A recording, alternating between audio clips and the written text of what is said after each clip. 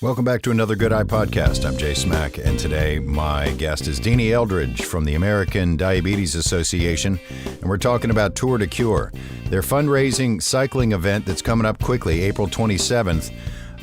It's at the time of this recording, a little over a week ago.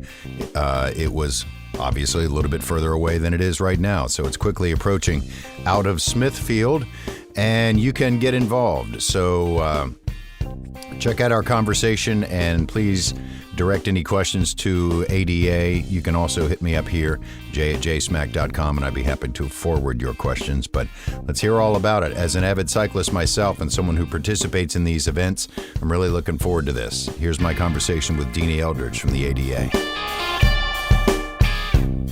All right, and welcome to another Good Eye Podcast. I'm Jay Smack, and my guest today is Deanie Eldridge from the ADA Virginia. Deanie, tell me the chapter. I know the ride that we're going to talk about, the Tour de Cure, is out of Smithfield, but what is your official chapter for the American Diabetes Association? Yeah. Hey, Jay, thanks so much for having me on today. So the market that we cover is actually the Mid-Atlantic region, which is all of Virginia, with the exception of the little part of Northern Virginia, North Carolina, and West Virginia. But I am based here in Southeast Virginia and have done a lot of work within the Virginia area for almost 24 years with the association. Very cool. Have you always been driven to this sector, the nonprofit sector, or is it the cause that got you involved? How did you arrive here at the American Diabetes Association? Yeah, great question. So I have always actually, since college graduation, been involved in the nonprofit world. Kind of stumbled into it when living in Richmond, Virginia. I graduated from college in Richmond, and my first job was at a nonprofit hospital. And from there, I worked at an ad agency in Richmond, and it just coincidentally happened that my clients were nonprofits, one of them being United Network for Organ Sharing in Richmond. From there, moved back to Southeast Virginia and landed at a nonprofit trade association. Was there for a while, and then the opportunity with the American Diabetes Association came up. And it definitely spoke to me both professionally and personally. I have diabetes on both sides of my family, lost both of my grandmothers to diabetes-related complications, have relatives now living with type 1 and type 2. So has always been something that's really important to me. And myself, probably 7-8 years ago, actually had a prediabetes diagnosis.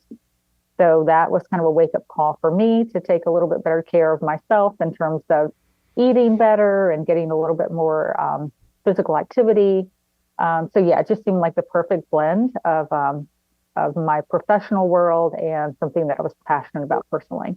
And it's been an amazing almost 24 years with the association. Wow, very cool. Yeah, a lot of engagement that I have with people in the nonprofit sector, especially when it's the larger organizations. They're usually drawn to it for some reason.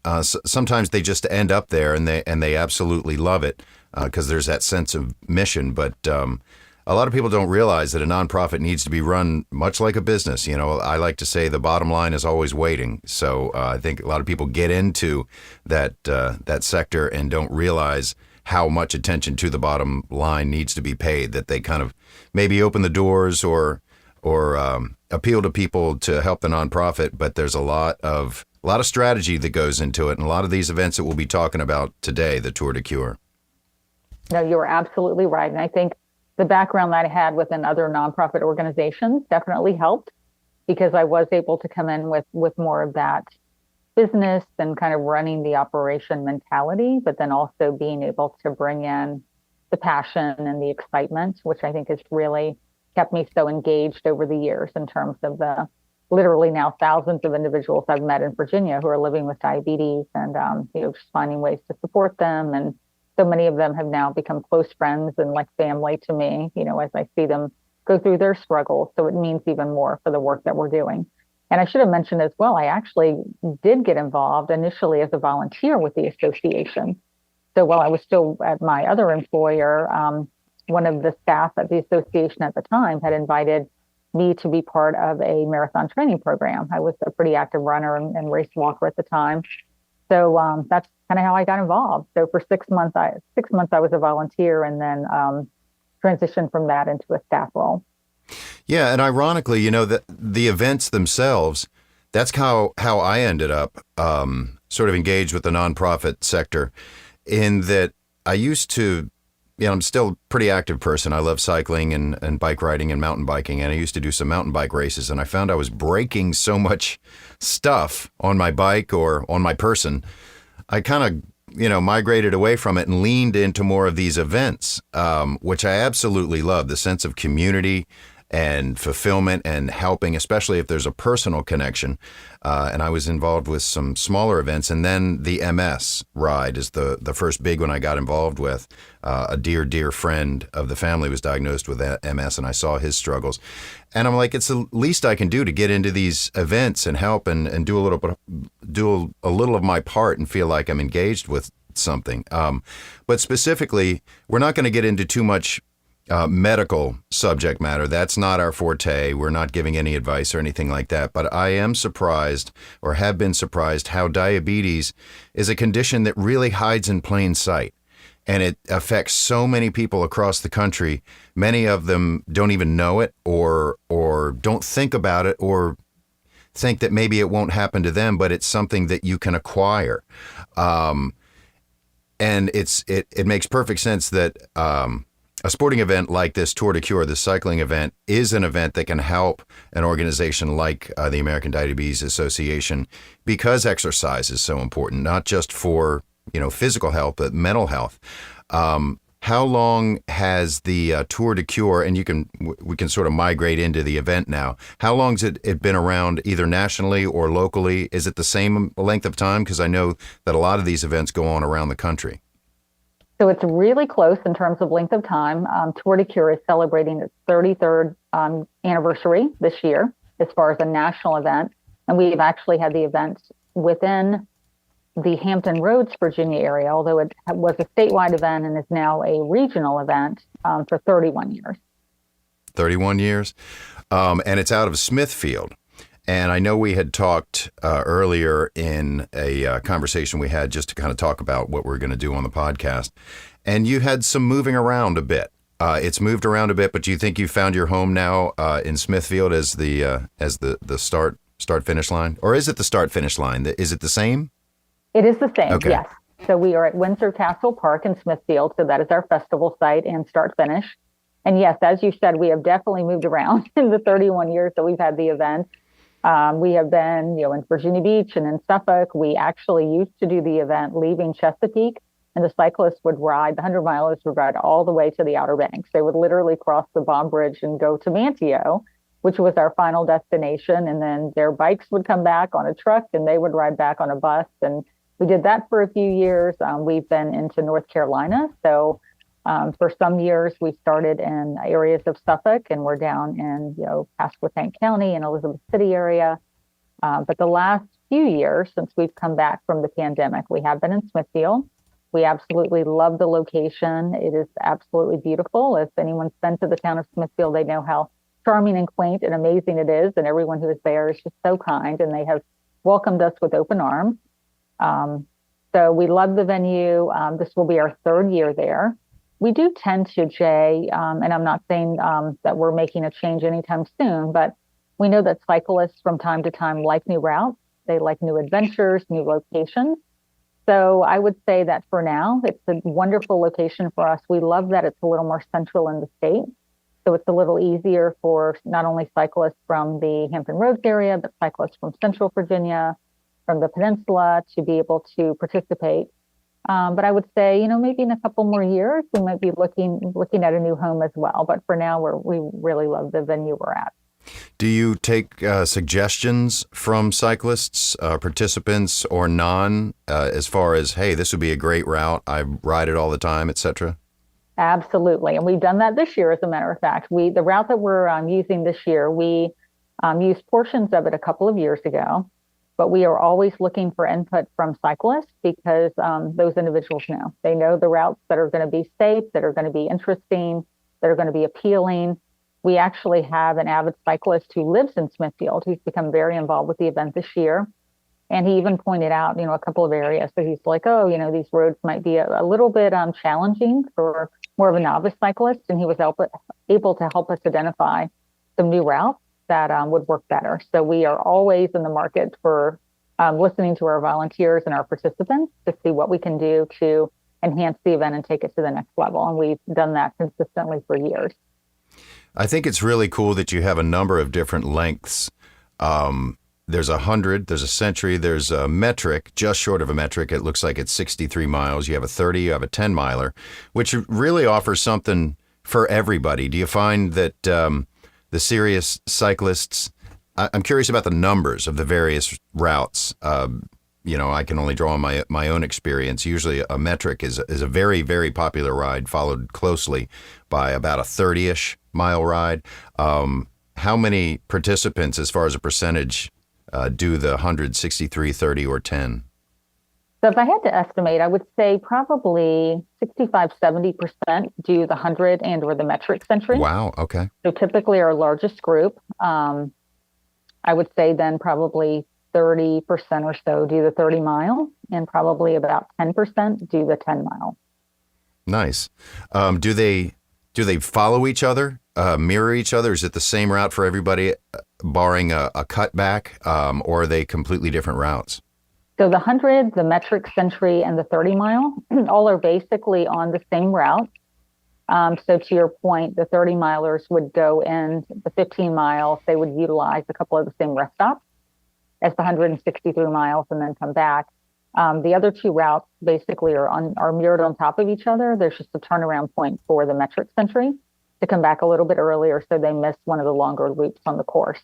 The 10 mile goes in a completely different direction. So it actually leaves Windsor Castle Park and goes through, I don't know if you or certainly any of the listeners have been to the park, but there's some amazing trails. So we actually are able to utilize some of the bridge structure there in the park. And then they actually go a little bit into the town. So they're able to kind of see some of the fun stuff in town as well. Cool. Yeah, I'm actually on the website now, which is tour-diabetes.donordrive.com. And there are maps and routes and downloadable ride with GPS links, which is super helpful. People like to get in before they do the ride and kind of map it out, maybe even pre-ride it. And it's cool that you've got all these laid out. In fact, there's a lot of information here. It's very comprehensive as far as parking and maps and festival site and all that. We haven't really talked about when the ride is and what people can do if they want to, number one, of course, participate. Number two, maybe volunteer. Are you still taking volunteers? Absolutely. So event date is Saturday, April 27th, again at Windsor Castle Park in Smithfield. We are looking for individuals of all ages and abilities to come out and ride. And as you had pointed out, Jay, it's so important to be able to offer an experience that anyone can participate in. For the 10 mile, we have kids who come out and do the 10 mile, families that come out and ride together. We've had people come out with their beach cruiser and their dog in the front of their basket. They're all out for a fun day together. But then we also have the rides that are for, again, cyclists who are a little bit more experienced, and then certainly those who are very experienced with the metric and the 100-mile ride. We absolutely need volunteers. We need over 300 volunteers to make the event happen. We have 7 rest stops along the route, so we need volunteers to help staff those. Lots of volunteers at the festival site to help with registration, food and beverage, setup and breakdown from the event, finish line cheerleading, photography. That's a big need we have for this year. We'd love to have some folks come and help us get some amazing photos, not only at the festival site, but we love to get action photos on the course and be able to post those after, so the cyclists have an opportunity to download those. So yes, the more volunteers, the better. And the festival site's amazing. So we have music, we have great food, volunteers get a t-shirt. We'll have stretching from Bon Sephora this year. We've got games and activities provided by our media host. So just lots going on. And again, a beautiful venue.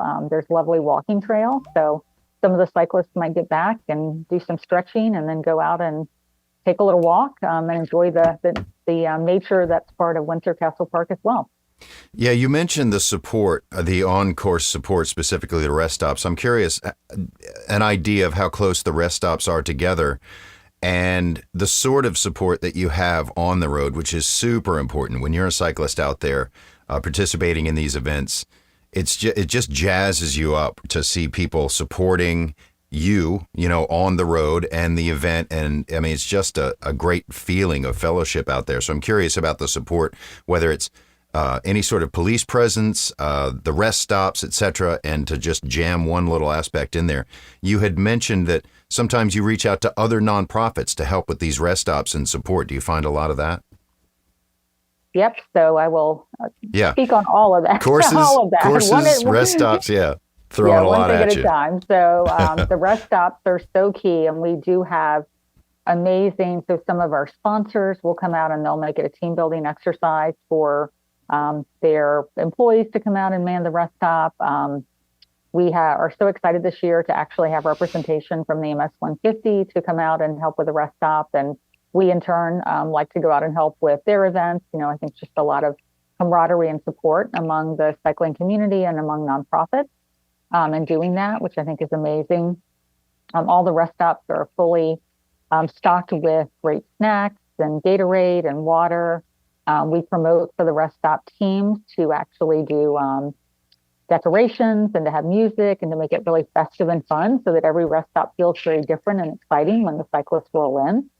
We also have lots of support on the course. So we have supply and gear vehicles that are constantly patrolling and available to be able to assist any cyclists that might have a mechanical or a medical issue. We typically have motorcycle marshals that come out, and they're not stopping traffic, but they sit at key intersections to be able to provide a presence. And typically they are tracking the lead cyclist and then the cyclist toward the back of the pack. So we have a really good feel for where all of our participants are on the course. We have bike marshals that come out. So we actually reached out to the Police Unity Tour that starts in Chesapeake and I believe rides up through Richmond. And we have a few of those folks coming out to support this year as bike marshals, which we're really excited about. We also this year are incorporating a pretty interesting tracking system. So all of our supply vehicles, whether they are SAG vehicles, whether they are the supply vans that are dropping off materials to rest stops, our motorcycles are all going to have GPS trackers. And we're going to have in our command center a way to see where all of the supply vehicles are on the course so that if any cyclist does have an issue and calls into the command center, we're going to be very quickly able to identify their location and then be able to get assistance to them right away. So that's something new we're doing this year that we're really excited about because we just take a lot of pride in having a very safe and well-organized event and making sure that every cyclist out there feels like they are fully supported and, again, are just in a safe environment when they're riding. That's really cool. The GPS tracking system, I mentioned also in our pre-conversation, I help organize a ride here in Richmond, and we're still learning some of these aspects. That's an amazing resource that I'm going to look into. And the Police Unity Tour, that's really cool too. Yeah, and I'm very happy to connect you with the gentleman who's helping us. He's going to be the lead in our command center. He actually is a business owner in Richmond and has been very involved with us for several years. So I will make that connection because he's helping us bring that to life. Nice. Yep. It's a better party if more people are there. Exactly. And you guys have some cool incentives too. I'm on the website, T-shirts, bibs, some cycling gear, stuff like that.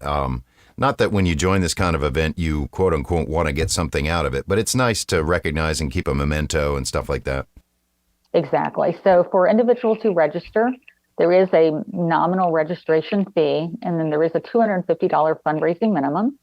So at the $250 level, individuals do receive the T-shirt.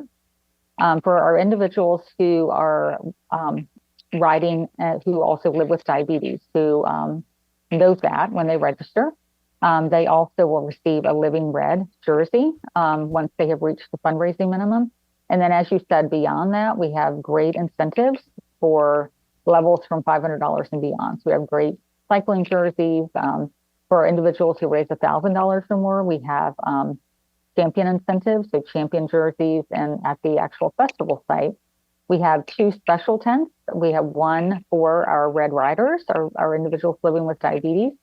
So they get some special incentives and some VIP treatment there because they are the reason that we put on this event and the reason that we ride. We always say, go Red Riders, whenever we see anyone that's in their jersey. And then we also have a champions tent. So that, again, recognizes the individuals who are really committed to the cause in terms of their fundraising, who have raised $1,000 or more.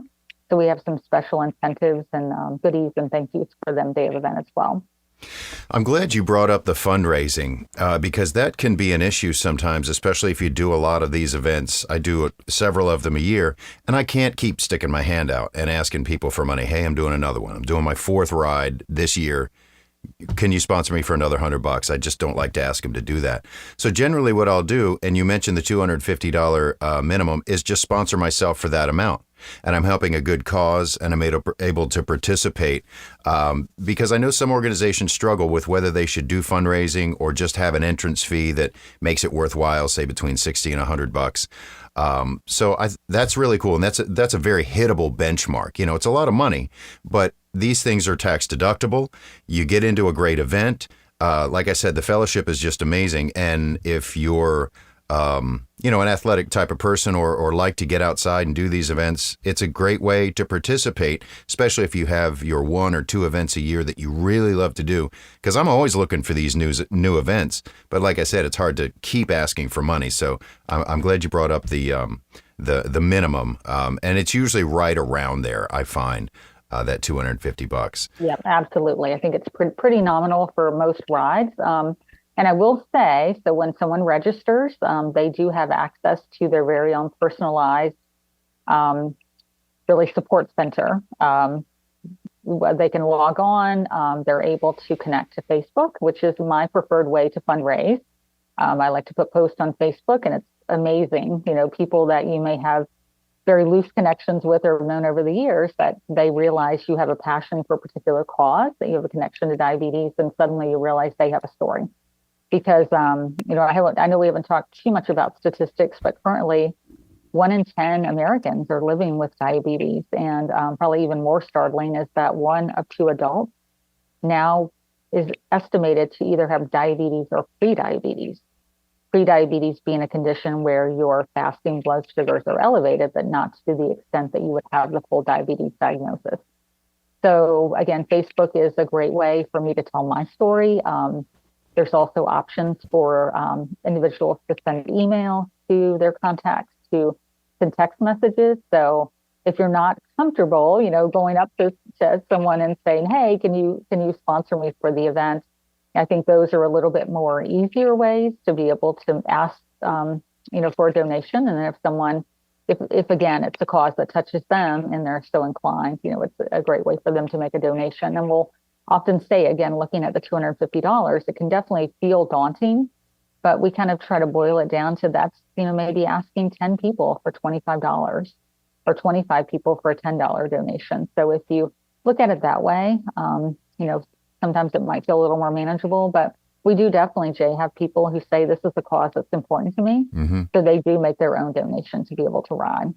And you, in fact, mentioned again in our pre-conversation, we were talking kind of the nuts and bolts of organizing these events, that participation is not at the levels it was pre-COVID, but you're making more money because the people who are engaging with it, it's very important to them. And I thought that was pretty incredible. The numbers are going back up. I understand that. But the people who do participate, it's very important to them. Yeah, absolutely. And I know you and I had, again, the pre-call conversation with the ride that you're very engaged with and helped to organize, and our ride. And I feel like the MS 150 and other rides are probably in the same situation, that it's definitely a different landscape since COVID. We would often pre-pandemic have close to 1,000 riders in the event. And we are this year, our goal is to get back up to 750 riders. I don't know if we'll get quite there, but I think we will have a really good turnout. But in the first year coming off COVID that we were able to be in person again in 2022, we raised the most money we'd ever raised with less than half of the participants. Wow. So I think it really does speak to the passion and the commitment of those that are still really engaged in the event.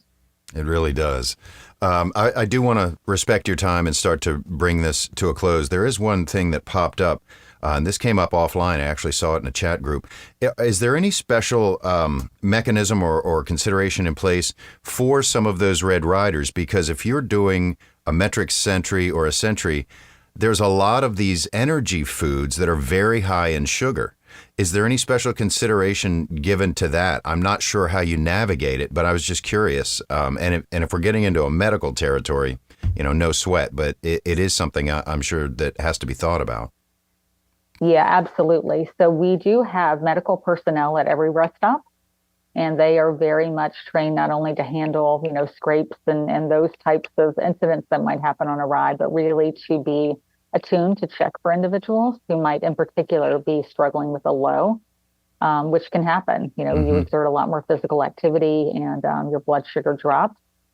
So we do have, glucotabs, we have, apple juice, we have those types of things on the course for people to be able to bring their blood sugars back up if needed.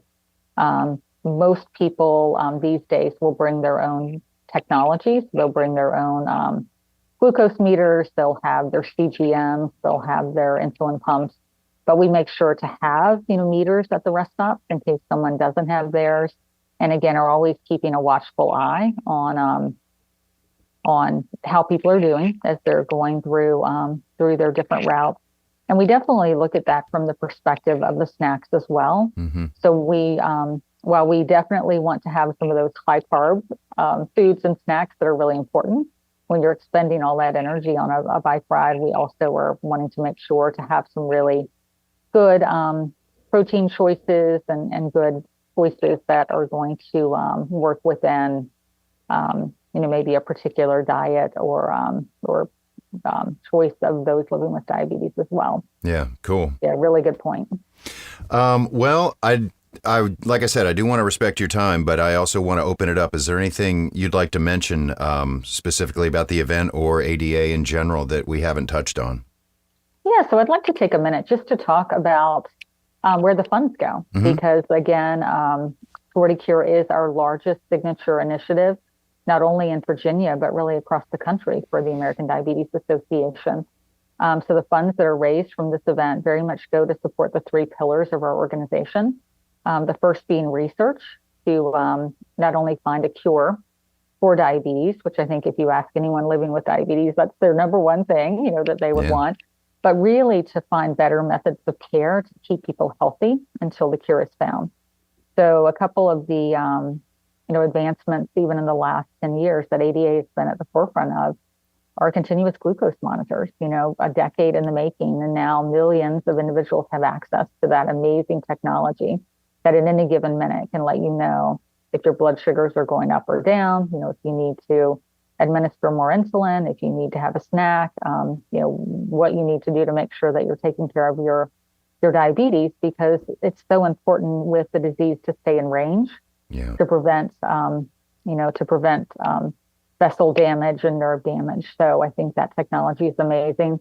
And then just looking, I know anyone who watches television at any point sees all the new medications that are on the market, new medications that are assisting not only with diabetes, but with weight loss for individuals. And again, ADA is very much a part of being able to fund some of the research that goes into those new medications and those technologies. Advocacy is also really important for us. It's protecting the rights of individuals living with diabetes, whether it be in school, in the workplace, and also making sure that everyone who's living with diabetes has access to medications and access to the equipment that they need. One of the things we have really been at the forefront on the last few years is insulin affordability.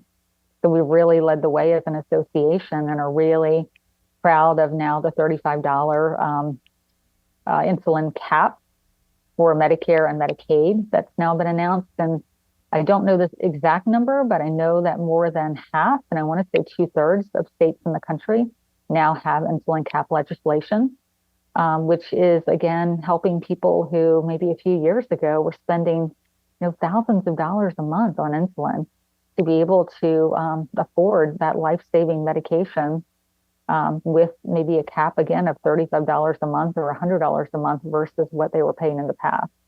We are also seeing that some of the insulin manufacturers are now offering lower priced insulins as well, which I think is also, part of this movement that's been going on. And then the final piece is around education and awareness. You had mentioned when we first started that it really is kind of a silent disease because it's very interesting. Quite often, people who have a high blood sugar, their body adjusts, so they don't know. It begins to feel normal to them. Similar to if you have high blood pressure, you don't always know. So just making sure that people are very aware, what are some of the risk factors for diabetes? Family history is huge. It certainly can be a risk factor based on ethnicity, based on weight, based on other factors. So being very aware of some of the risk factors, and then certainly some of the warning signs, frequent urination, blurry vision, loss of appetite or loss of weight. Just again, being very aware. So, as quickly as possible, you can receive the diagnosis and begin treatment, because the sooner that an individual can be recognized as having diabetes and then to be able to begin to treat that, again, hopefully the less damage that will be done. Yeah, no, all great points. And a huge takeaway from all of that is just to have an open dialogue with your doctor. See your doctor regularly, especially if any of the warning signs or if you're in a risk group. Just check in. It's easily findable, identifiable, but you have to look to find it. So thanks for sharing all of that. This is great. About 3 weeks away, April 27th, Smithfield, Virginia, Windsor Castle Park, 705 Cedar Street, Smithfield. I gave that long URL earlier. Yeah, I'll give you the short one. Yeah, give us the good one. So diabetes.org/Mid-Atlantic Tour will get you right to the website. Okay, that's much easier than mine, so I won't bring it up again. Sounds great. But yeah, that's awesome. I hope to be out there. I'm still not sure. It's 3 weeks away, and I'm trying to work it out, but I love these events. I love to get on my bike for good causes. So, Deanie, thank you so much for taking some time to be here and share this information. And thanks, of course, to our mutual friend, Jim Setzer, who kind of brought us together. Another shout out to the Synapse community. It's a networking group that revolves around nonprofits, and there's always a lot of good being done there. So thank you very much for coming on and talking about the Tour de Cure. Oh, thank you so much, Jay. I really have enjoyed meeting you, and have enjoyed the opportunity to talk about the event and the association. And I'm really hopeful that you can join us on April 27th. It would be great to meet you in person that day as well. Well, you're really good at this, so thank you. Thank you so much. And she is very good at it. Really knows what she's talking about. So hopefully you can participate or help them out in some form. Again, it's coming up. The Tour de Cure is coming up April 27th out of Smithfield. And direct any questions you may have to ada.org. Lots of information there. The longer URL direct is tour-diabetes.donordrive.com. And hopefully we'll see you out there. If you have any questions, feel free to hit me up as well, jay@jsmack.com. Or if you have interview or topic ideas, always open to it, always open to have a new and enlightening and curiosity satisfying conversation. So thanks for being here. Thanks for your time, attention, and intention on this episode of the Good Eye Podcast.